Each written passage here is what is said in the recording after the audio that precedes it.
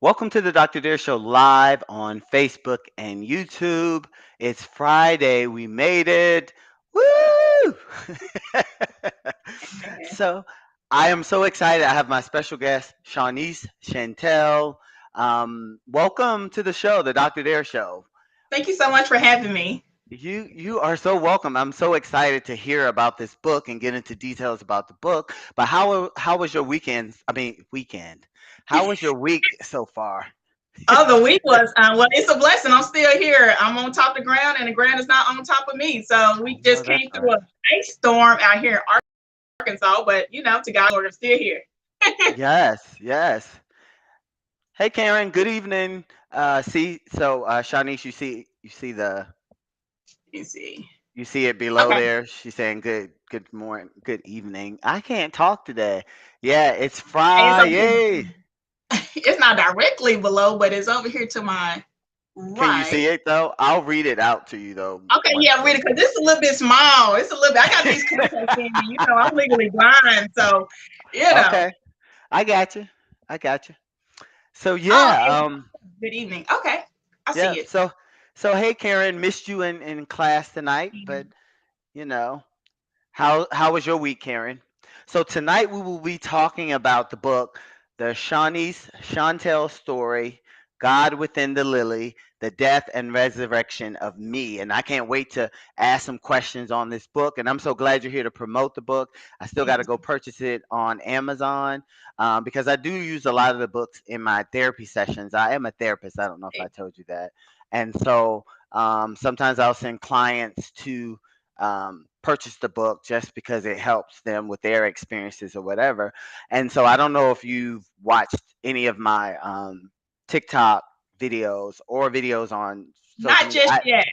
I do a lot of death and grief and loss videos and just sharing Um, those experiences with a lot of people. So on TikTok, which is why I was on there, that's my first time being on there. But I'm getting close to the 10,000 mark on that one, and people just they death and nobody mhm. talks about grief and loss, and so I get on there and I talk about that. Yeah, it's So can happening so often now. I mean, yes, isn't it? Our rest in peace all the time on social media is scary. Um, you know, Zebra Yellow, you made it on here from TikTok. Welcome, welcome. Yes, yes. And Karen says yes. Oh, that is small. I'm with you. see, I told you, it's Yes, me. that's why I put it up here. When I put it on here, it makes it a little bigger. Yes, six above is better than six below. Yes, Karen. Totally Amen. agree. Totally agree. So we will be talking with Shawnee's Chantel about her book, God Within the Lily, the Death and Resurrection of Me. You can bring your questions. You can ask her things once we do our little intro, and I'll put the questions on the screen, and then she can respond to those. But I'm just glad y'all decided to join us this Friday night, um, YouTube and Facebook. And I have a guest from um, TikTok because I just got off a live there, and I'm glad you were find it. You found it. And Zebra Yellow says, I'm experiencing grief, the loss of my dad, and the breakup Mhm. of a 6 year marriage within 1 year. And see, that's two major losses. What people don't realize is that when you have that breakup like that, that's still a loss as well. Mhm. And what you're probably going through is the stages of grief, the 5 stages of grief on both of those. I've lost my dad and my mom. So, which is what I share a lot of that experience on TikTok. But grief can be hard. The way that I found that I help my clients is that we talk about it a lot. Hey sis, how are you? My sister's on here now. Thank you for sharing that, Zebra Yellow. Thank you. Ask us any questions that you want. And Shanice, you can talk if you want. I'm babbling on. Well, again, I am Shawnise Chantell. I am from Jacksonville, Arkansas. I'm so happy to be on here. A little bit about my background is I was a teenage mother at the age of 16. I was raised as far as working hard. So I ended up graduating from high school, technical school, and then medical school. At the peak of my career, while I was working at the Arkansas Heart, I ended up getting pregnant 16 years later. And Uh-huh. then after that, less than a year, got pregnant again. And so I went on to maternity leave. And when I went to maternity leave, when it came as far as me delivering my child, I opted in for a tubal ligation. Now, I knew that I was going to get a tubal ligation because I spoke to my OBGYN about it, but I didn't Okay. know that she wasn't going to be the one to deliver my child because it's Mhm. like on call. And so I went in to have a perfectly good, healthy delivery, and I went in for surgery. And the surgery was supposed to take like 20 minutes, but this took like an hour and 20 minutes. And I didn't know really what was going on in between the time. But according to my medical records, within 48 hours, I received an NG tube as well as a feeding tube because I kept complaining that my stomach was hurting. Mhm. And I knew that this was an unusual pain because I'm a person never had any type of health injury, no type of health concern. I'm jumping out the airplane, my 30th birthday, I'm running up and down mountains. So Oh I would have wow. a child and bounce back into like, Mhm. the adventurous me. And so, but I kept complaining that my stomach was hurting, and I believe the doctors was so gun ho that it was because of gas, because Mhm. the symptom was probably what pregnancy women go through or something, but I knew it was something different. And I kept trying to voice it like this is something different. So that was being ignored. Now, on the 6th day, I made it to the 6th day and I became like deadly ill. I became very, very hot, like someone poured gasoline inside of me and lit a match, and I was being burned from the inside out. Oh My wow. parents was there, my sister was there, and they were saying that I believe that Nisi has an infection. Nisi is my nickname that my family know me by. So my Okay. sister said, my mama said, well, I believe you're right because they put a wet towel on me. I was still burning up. The room was like 40 degrees. They put ice on me. They moved me by the vent, and I was just burning up. And so Wow. my mom went and told the nurse and said, something got to be done. She has an infection. Nurse called a doctor. Doctor was like, I'm going home. So nurse came back and told my family, we're going to see about her in the morning. Her symptoms. My mother Wow. looked into my eyes and she knew as a mother that I wasn't looking right and I probably wasn't going to make it. That mother Mhm. intuition. Mhm. So she went back and told the nurse, I don't care who you call, whether it's that doctor, any doctor, but you guys need to see about my baby. Luckily, they listened because they did a CT scan. The CT scan showed that I had fecal matter, and that prompted emergency exploratory surgery. Well, within that surgery, the doctor didn't know what she was going to, or the surgeon didn't know what she was going to find. And Mhm. so after exploring my intestine, she noticed a leaky bowel. So she noticed a hole in my intestine done through my tube ligation. Well, in the process of tying my tubes, the doctor did my bowels. She So also noticed, I'm gonna pause right there because you have a question on the screen. What is a tubalagation? okay, a tube ligation is like what people known as getting my tubes tied. That would keep you from having Gotcha. futuristic children up to a certain amount of time, supposedly. So got my tubes tied. But medical Gotcha. terms is tubal ligation. Gotcha. Um, Okay. and so from there, so she noticed several abscesses, right? And once she did that, she cleaned me up, sewed me up, and she ended up putting several drainages as well as a wound vac. So now we're Mhm. talking about we racing against time because my organs is failing. They're having to double up on the antibiotics, which is quite deadly within itself. but we're fighting against time. Mhm. I went to CCU. Cultures reveal I had 6 deadly infections, and so they treated me for that. Things got a little better, got a little worse. So Mhm. 3 days in the hospital turned into 54 days. So I never did go back home within that time to my 16-year-old who was at home taking care of my 1 year old. The newborn was sent to her first time dad. And Mhm. so when I made it to the floor, they said, well, you got double pneumonia in both your lungs. At this point, I'm like, well, this is going to be the end of me because I'm not going to survive this double pneumonia because my lungs is weak and I know that that was weak. And Mhm. so, but luckily, my family came to the hospital. They were helping me to walk. The nurses was turning me back and forth, and then I had bed sores. So I beat pneumonia within like a couple of days. Okay. Then one thing led to another because things get better, things get worse. It's like a domino effect. Then I had to Mhm. get 2 blood transfusion because I my nose was like bleeding so much.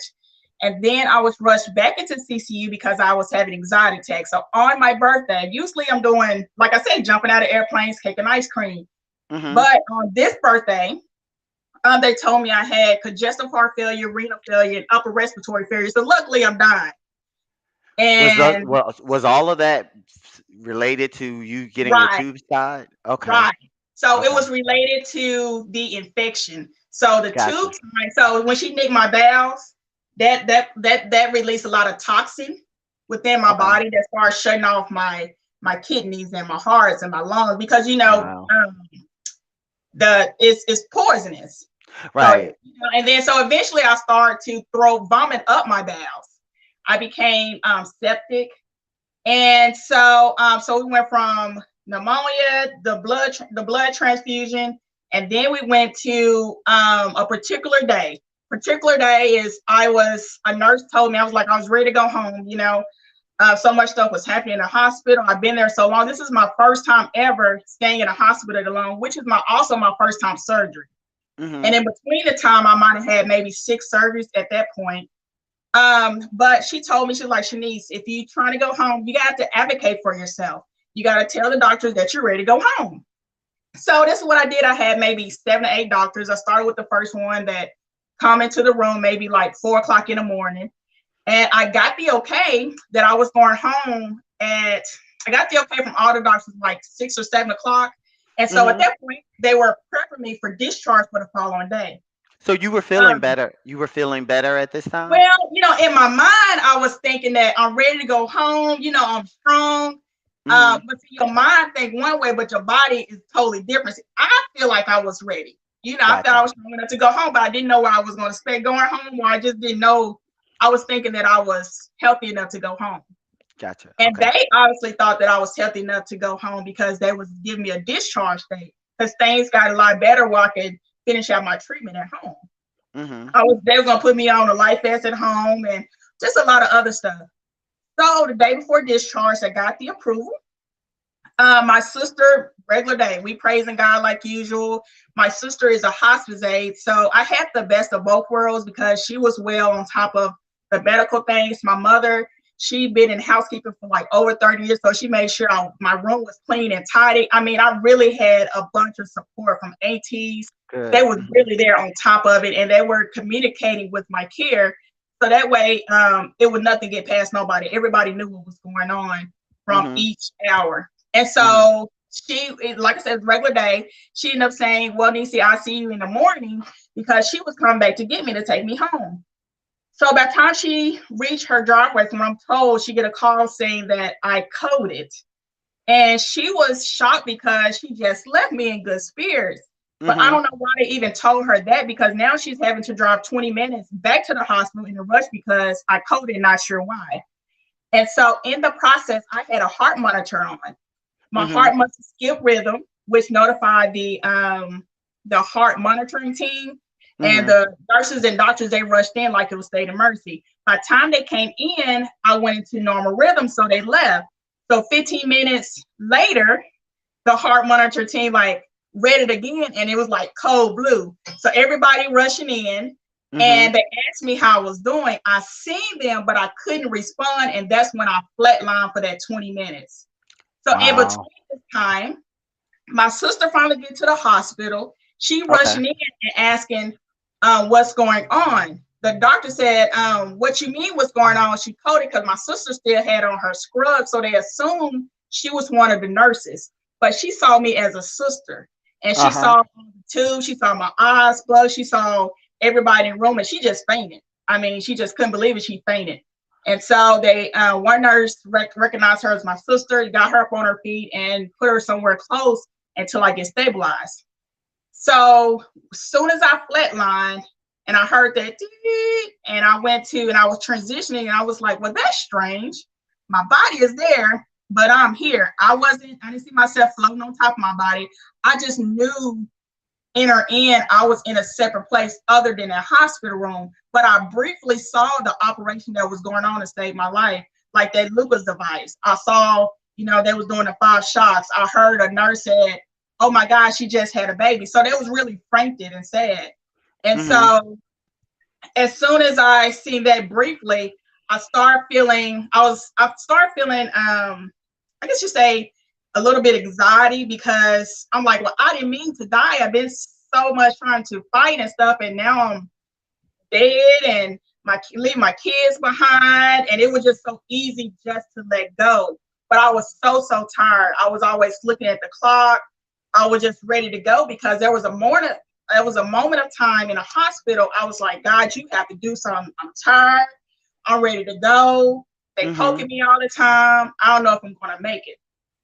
And so I knew there was two things going to happen. Either I was going to leave and die, or I was going to go home and not go home the same way I came into the hospital. And Mhm. so after I had that little bit of anxiety, I start feeling deeper love and peace. And I start going really deep into a sleep. Although that I was like a sleeping beauty, I believe the more deeper my sleep was feeling, the more time was passing here on earth. Time Mm. seemed like it was no time. I didn't know that it was 20 minutes. I didn't feel the shocks. I didn't feel the pain. I wasn't thirsty. I wasn't hungry. As I went through a darkness of a tunnel and I saw a light, the light was like pulling me. And I can remember some people's like, don't go to the light. You have no choice but to go to light because the light is Cuz you just pulling you.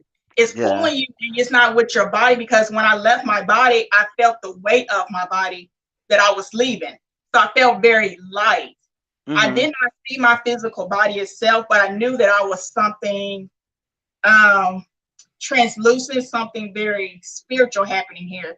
And so I felt light as a feather. Then I started seeing futuristic colors. I started hearing instrumental music. And then I'm like, I'm about to meet God because my upbringing is like God is the truth and the light. So Right. I'm okay now. I didn't made it to the point where, okay, well, it's not so bad to go on. But Mhm. I knew that, I reached that threshold that I was leaving back my children. So once So I reached the light, by this time weren't seeing your body anymore? You were just right, by this time, I already only saw my body for a quick second, mhm. really quick, and then I didn't see it no more. I just started going towards transition to the afterlife, to heaven. And Mhm. then there were things that happened in between. You gotta get the book for that. But towards the Right. towards the end, I will tell you this: that my ending part was I made it to this garden, this lily in the valley garden. It's one particular flower that was pulsating to me, and I could see the stem. I could see the truth and the light like really gravitating from it. It's like everything was alive and it Mhm. was speaking to me. And it was one particular flower. It was a valley of many flowers. This one particular flower was like reddish lily, which is why I called the book God Within the Lily, because that was my communication with God. That was I my next question is how did you come up with the title God Right, Within the I didn't Lily see the him Death? physically, but I knew he was there. I didn't have to. And I didn't have to even move my mouth. It's like my mind already knew what was being transcended. Okay. And I believe that was my rebirth period of a message renewing me and a message of me coming back to tell all that I've seen, all that I know. And so I finally, so it when I sucked back into my, it felt like I sucked back into my body, and I don't Mm. feel like I had the choice to stay or come Or back. go. I Mhm. felt that I was just told that I had to come back. and it wasn't my time. And so when I came to, I was in a 48-hour induced coma. They didn't know if I was going to become a vegetable or not because 20 minutes is a very long time. Right. For And your. so I remember in a coma, I remember my mother feeling my mother's hand brush against my chin, telling me to open my eyes, like, open your eyes, baby, open your eyes. And so I knew I was close by. I was just deeply asleep. And Mhm. when I came to, my family was around, my sister, and I was just in disbelief. So I opened my eyes. I'm like, usually you'll say, where am I? What happened? My thing was, what happened? And so I asked my mom, like, what happened? She's like, baby, you died. I was like, no, I didn't. And so it's because my mom wasn't registering. They actually gave me something to wipe out the cardiac arrest from what I was told and what the medical records say. Mhm. Wipe out the memory of it. And so I went on to ask my sister, like, what happened? She was like, Nisi, you died. And so I just still couldn't register everything. Mhm. I finally got discharged September 11, 2019. Within 24 hours, I began to have stroke-like symptoms. So I finally made it home after almost 2.5 months in the hospital. Oh Within wow. 24 hours, I started going completely downhill. I started to have, I was drooling real bad. I couldn't talk. I was talking like my little baby, so no one could understand me. I Mhm. began to just having the stroke. I was just having stroke like some, so I had to go back to. I didn't want to go back to original hospital because I was very, very scared they were going to keep me and make another mistake. So I opted for a different one. They did MRI. That showed that I had volume loss within my brain, so I had a brain injury, which is why I Mhm. got memory loss now. And so then I left that hospital within 3 days. On the day that I left, as I got home, they said, well, they called my dad. They said I had to come back because now I have E. coli. And Wow. my mom and dad's like, oh, that's contagious. At least you got to go back. I was just crying. I don't want to go back. I'm just tired of this. And so as we was heading back to the hospital, another doctor called back and said we can treat the kind she has at home. So luckily, that was being treated at home, and then I had to start on a home health aid. So I came home with the IV Millerol in my arm to keep my heart pumping. Also came home with a life vest. They couldn't do a pacemaker in a hospital because I ended up having a bacteria infection on my discharge. And I also came home with a wound vac, and I had a Mhm. big old hole in my stomach. And so also I had to jump back into motherhood. So I had the newborn baby in one arm and the IV in the other. So we're talking about all the mental stuff that's really going on here. I knew I wasn't Right. going to be able to go back to my job. I still had bills steady coming in. Um, I was having to depend on my family like never before. Always been so independent on my own. And then I got in a pacemaker December 4, 2019. And Mhm. that was very shocking to me, very scary because I'm going back into the hospital for a surgery, and the surgery room is so scary. I mean, I'm shocked, I'm traumatized. What happened, what happened next? I get a pacemaker and my heart stop and everything can Right. happen. So I Uh-huh. finally got the pacemaker. Things went right on that. A month later is when I was looking at television one night. A lady was getting like CPR. She was going to cardiac arrest, and that started trigger my event. That started to have I would start having flashbacks, and when I started having those PTSD.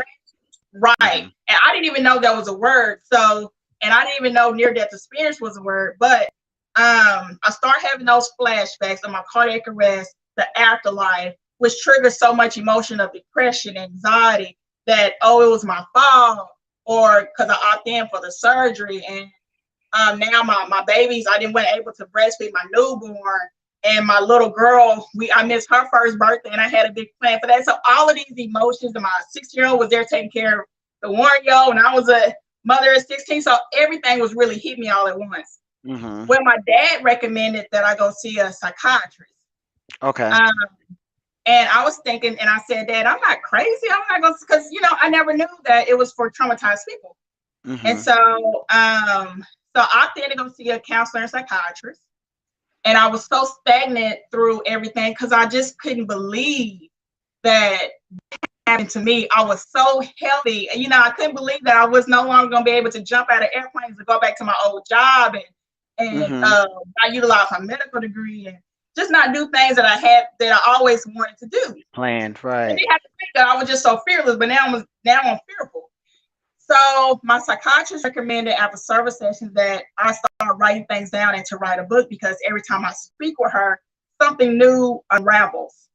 And she's like, Shanice, don't come back to me next time without nothing written down. And so I came home, and within maybe a couple of days, everything, the whole book was written. I initially did research on a publisher and found a local publisher, Mhm. Christian publisher, and everything was just happening all at once, but it was by the grace of God. And so my psychiatrist ended up also doing a forward because she saw me when I was still had the wound back there, very sick, and she know how mentally stuck that I really was, and I couldn't get Mhm. past Mhm. all that took place. And so now all else is really history. I'm going through. I'm seeing a heart transplant team to try to stay maintenance on my heart. I see a device position to manage the pacemaker, and also in between the time I forgot to mention when I did have the life vest before I got the pacemaker. My dad and I was coming home, and all of a sudden Mhm. the light vest exploded. I didn't know until I ran in the house. I'm like, my back was on fire, and so Uh huh. I ran in the house, ripped everything off, and it was gel, and the wire was connected to my back, which burned my back. So now I'm having to get a new life vest this same day because that was my lifeline at the time, and I had to have it on 24/7. So just think about that mentally. Something exploded. That's your lifeline. Now you got to get another one, not knowing that other one's going to work properly. And so, a lady a doctor that I was working with, I knew the nurse that came out. I didn't know she had like a second job, whatever, but I was familiar with her. She came and she was just so happy to see me, and she the one gave me a new life vest. Uh And huh. so that didn't explode, but also someone told me, okay, well, join a group on social media that deals with pacemaker and the type pacemaker you have. I did that, and someone said, okay, if you got this serial number to your pacemaker, it's on recall. So I looked at my card and I was like, oh my God, my pacemaker is on recall. So I'm Mhm. freaking out that night, like, what is this thing gonna do? It's gonna go off, not go off when it should be. And now I got this metal thing inside of me that's on recall that when I'm supposed to go through another surgery. So it's like Wow. everything back to back to back in life. Right. Recently on Mother's Day, my stomach was jumping, and I was like, "Oh Lord, I hope I ain't pregnant. I hope she tied my tubes right." So Mhm. I went to the heart doctor, and they did an ultrasound. Ultrasound showed that I needed my gallbladder removed, Mhm. and anything that's always connected, everything connected to that, it was something that happened because of the tubal ligation. Okay. So it's like a domino. It's like one thing after another. But luckily, I was able to. I saw a doctor who understood my risk, and if it ain't life or death or dying, we weren't going to go back in surgery. So we trying now a different diet, like no dairy products, and a lot of times also when you have a heart condition, it's no salt. And so I did everything right. I went through cardiac rehab, and now I'm just sharing my story. I'm not sure where to go on tomorrow, but I just know that God blessed me with a message, and I came back, and I just want to help others because I didn't know that there was a mortality rate out there in the state of Arkansas that African American women are going into the hospital and they're not making it out, or their babies is not making it out. Wow. And I didn't know that once I walked in the hospital, I was automatically considered high risk, even though I had good insurance. Wow. But I would have hoped that the doctor who delivered my child would have been like, her record seems to know to see that she's been very, very healthy. So let's just try other symptoms. Let's just rule out some things. And if Mhm. that was the case, then I wouldn't be here speaking up on this thing on today. But that didn't happen. I wasn't being heard. My family had to be my advocate. I couldn't imagine walking through this thing and being in the hospital with my not having my family. Another thing, I'm almost done, but another thing is while I was at the hospital, I had relatives also staying at the hospital. I had an auntie and an uncle. They were both Mhm. twins. And my other auntie, she was there seeing her husband because his husband was very sick, so she would come down to see me.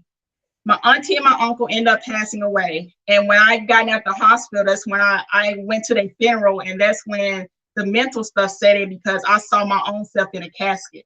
So now we triggered by the funeral Right. of dying. I'm going through the emotions of the grief. Even though I passed away for 20 minutes, I came back in a body that I'm not familiar with, that I'm not connected with. Um, Wow. I, I know that I'm here, but I feel I got to know myself in a spiritual realm that I'm not used to being weighted down anymore with just with this human. I felt so much lightweight and felt so much peace outside of my body. Mm-hmm. And now I'm just trying to connect the two. This body now has scars that she never had. But the scars is I had to think to myself, I'm going to be stagnant with it, or I'm going to not let this control me. So I just came out showing my scar because that's showing my story. Uh-huh. And so that's where I'm at. That's where I'm at. So how did you cope with going through, because it sounds like you developed a lot of anxiety and a lot of Yeah. PTSD, which I'll explain what PTSD to people is. Once you experience a traumatic event, you kind of have images, mental images, or anything can trigger you to make you feel like Mhm. you're experiencing that thing again. And anxiety is, and I always say, because I have anxiety, but all it is you're thinking about something that happened in the past, or you're thinking about something that happened in the future, and you're never staying present. um, but thank you for sharing that story. Yeah. That was a lot. Like, how Yes, did and you? a lot like you said. You asked me how I'm dealing with it. Well, I'm not Hmm. gonna lie. I do have my medications as well. Okay. I'm also doing natural things, but I'm just taking one day at a time, staying on top of my visits with my psychiatrist because it takes time. I have to trust the process. Hmm. So I'm not complete, and I'm still not. There's times where I'm up, times that I'm down, times that I will start talking and break out crying, and times that I'm strong enough to tell the story.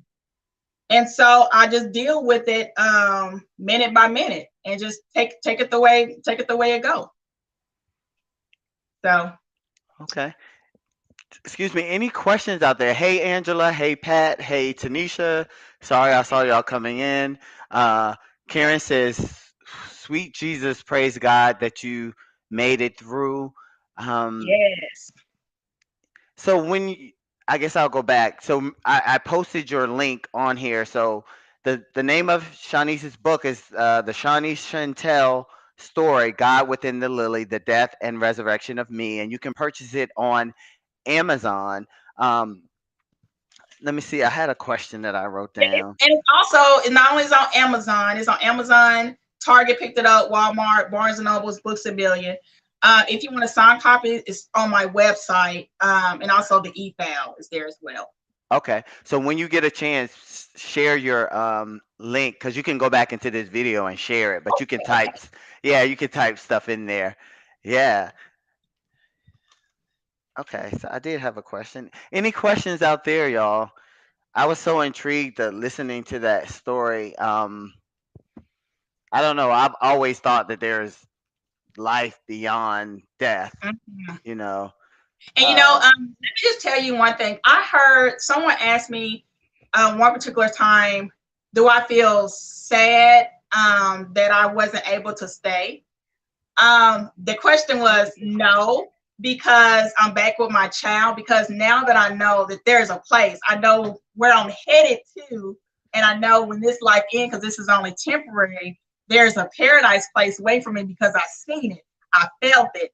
Um, my family was there, so I just know it exists, and that's the beautiful thing, just to know it exists. I'm not yes. afraid. There are times, I'm not gonna lie, I'm afraid to die. I'm afraid to close my eyes at night. I'm afraid to take medication at night, man, to sleep. It's because what happened to me happened when I was awake, Gotcha. and and I still have my toddlers here. So if my heart stopped, I'm afraid of what having my babies here. So I'm not ready to go right now.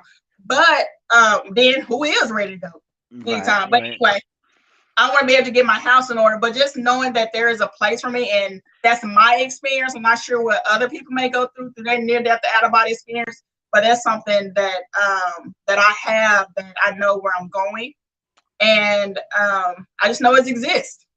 Okay. So we got a question here. Karen says, talk more about the garden you say with the red. Did you say red lily? Yeah, it was a red lily. Okay.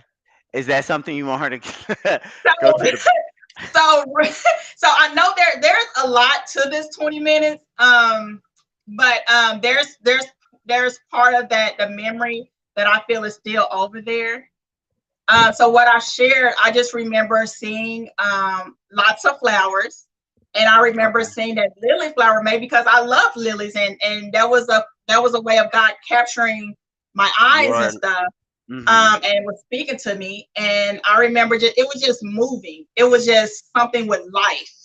You Mm-hmm. know, the plants had life, the stem of the flower had life, everything had life in it. It's really hard to explain, but it just felt like it was just alive. And I just felt that it was the Lord speaking to me. I believe if I would have saw his face completely, I wouldn't be here to share how he looked. But he Right. communicates and shows signs in different ways, and that was a way for him to communicate with me. Right. And I'm taking away from your story too is that, which I already thought, is that there is life beyond this, Absolutely. and I've always Absolutely. felt that A anyway. Yeah. trillion percent. I Yep. guarantee. I guarantee it. I saw heaven.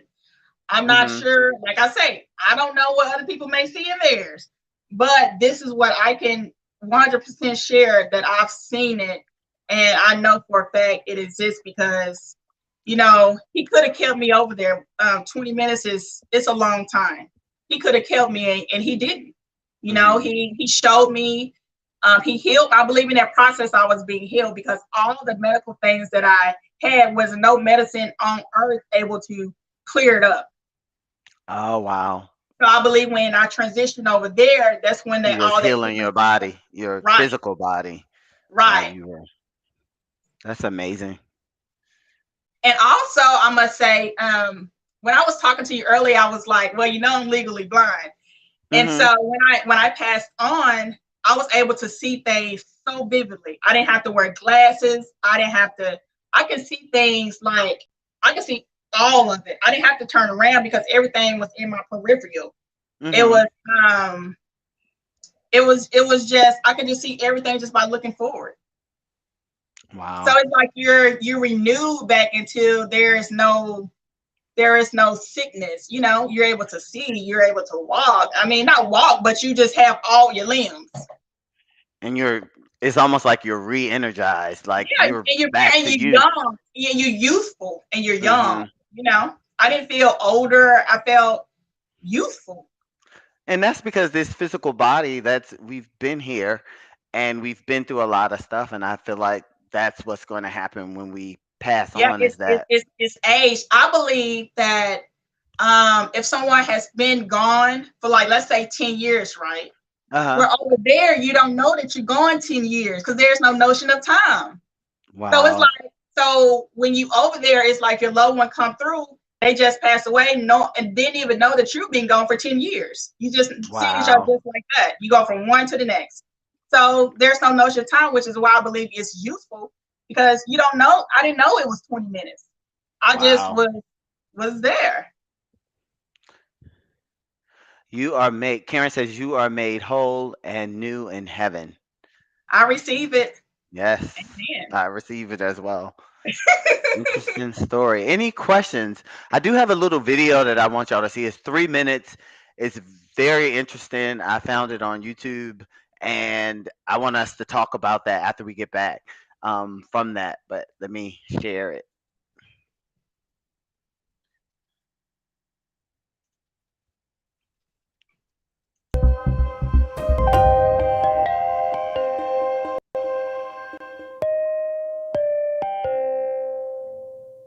Most near-death experiences around the world talk about an increased sense of spirituality after a near-death experience, by which they mean roughly a sense of connectedness to other people, to nature, to the universe, to the divine.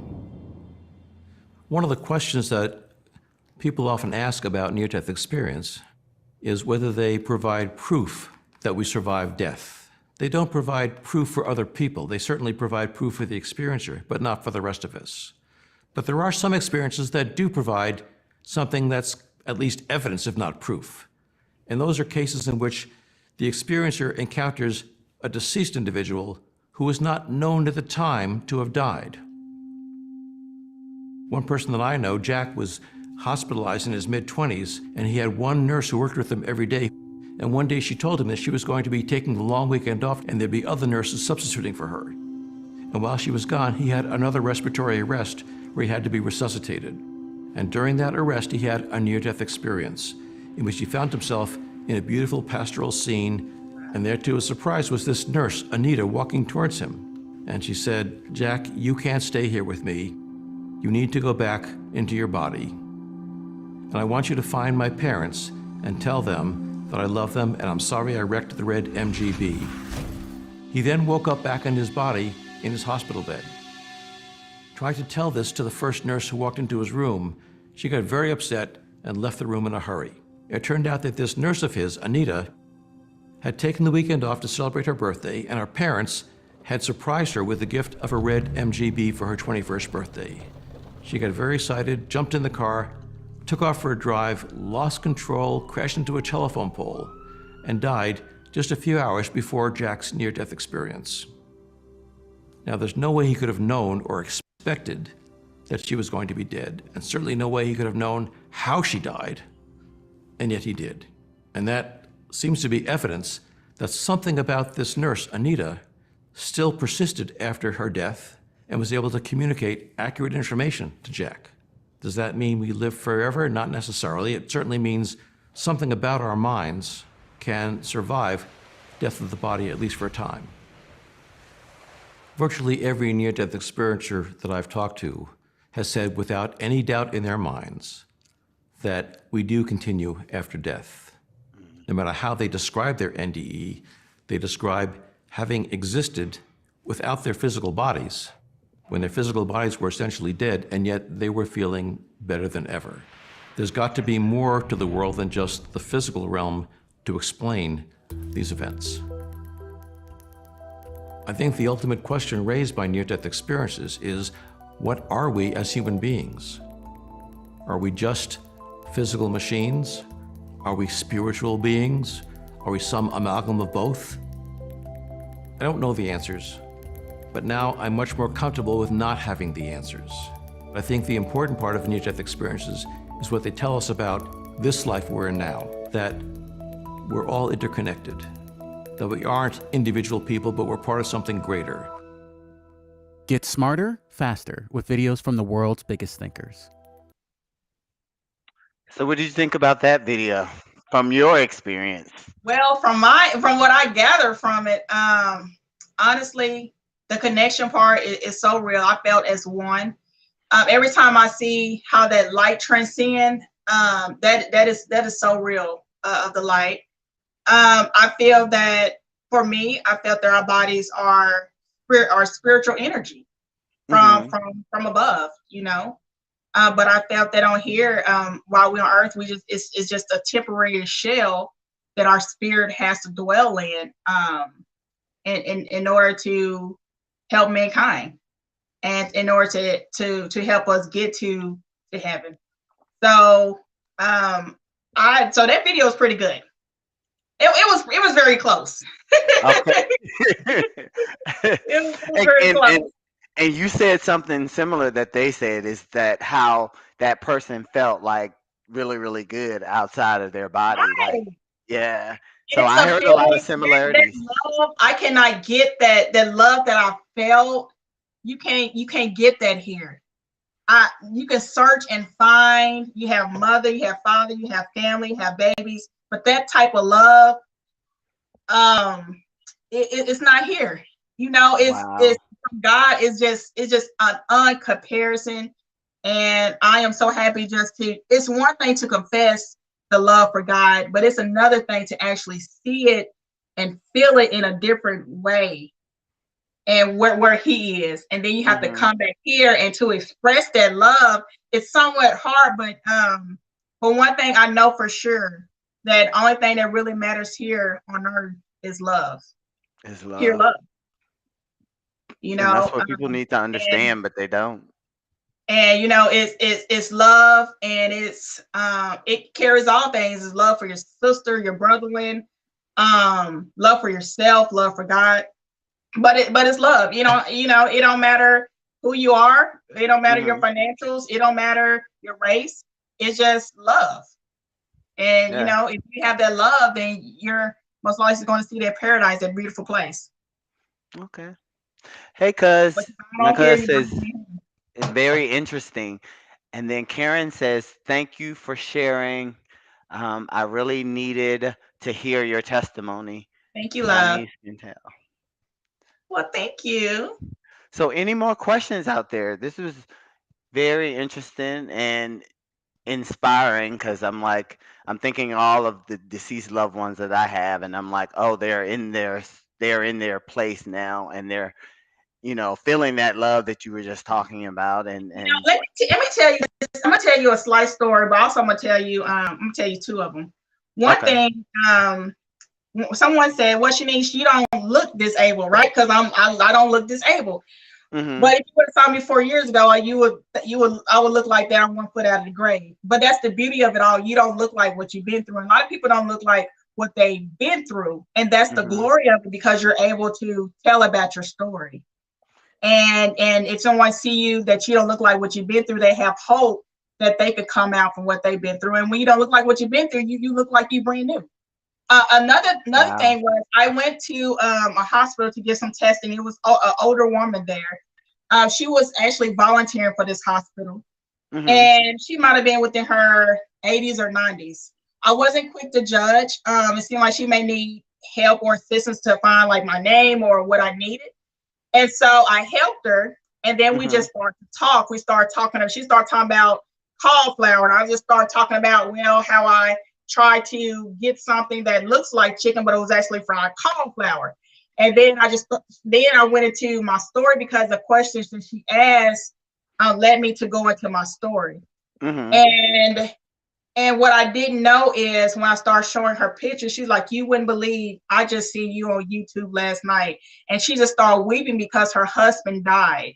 And she thought her husband died in pain. And when I share her my story, it's like it gave her a closing that her husband didn't feel it. Wow. It's a quick relief. There was Mhm. no sting, there was no, you don't feel it. I didn't even feel the shocks. Although when I woke up, I had the breaking of the ribs and the imprint of the shock pedal, Mhm. but I did not feel it at all. And that people need to hear that, because that a lot of people are hurting from, especially traumatized grief, where something really, You're you know, tragic. Someone, I yeah. would say, with someone that got shot or stabbed, whatever. If a person is transitioning, they're not feeling it. They don't feel it. You leave that body and go. You leave their body immediately. Yeah. Immediately. Thank you. Karen says, yes, you are giving believers hope. Angela says, love your testimony. Thank you, Angela. And make sure y'all share this video. A lot of people need to hear it. Make So sure you much go get the love. book. Oh, Yeah. you're welcome. All right now. Something there. Show. Yep, I told you they were a good audience. But any more questions, y'all? I don't want to hold y'all up for your Friday night. Thank you for spending the time with us. Thank you for being here with us Thank and you for sharing. me. I felt every time I share it, to me, it's healing. It's healing for myself. Plus, you never know what I may say about my story. It can be someone else's lifeline, someone else's breakthrough. Yes. Someone else that they be praying for a healing or something in their life, and maybe something that I said Hmm. is giving them confirmation, just to hold on just a little while longer, that she been through all of this, so she no different than I am. I'm human. Right. I have Right. faults. I'm a sinner. I have to repent, things of nature. But the same God who did that for me is the same healer, and He can do that for anybody. I'm no special individual. I'm just a person, that a vessel, and I'm just doing what I can do in order to help others. And thank you for doing that, because that is inspiring. So make sure y'all share this video so that people who may be grieving the loss of someone to hear this story, and it gives them that comfort, you know. So Karen Absolutely. says, "Thank God you are in my prayers." Thank you What? so much. I appreciate that. So any more questions before we disconnect? Give you your Friday evening bag. You're in Arkansas, Shunt? I am. I am Okay, Jacksonville, Arkansas. gotcha. Pat Feel says, like I "Thank you for received some sharing." flowers on your show. You said what? I feel like I received some flowers on your show. Oh, good. Good, good. All right, y'all. So if there's nothing else, I will let y'all go and see y'all in 2 weeks for our next show. Thank you Thank so you much. thank you for coming. Thank you. I appreciate it. You All guys right. take care. All right. Bye. Bye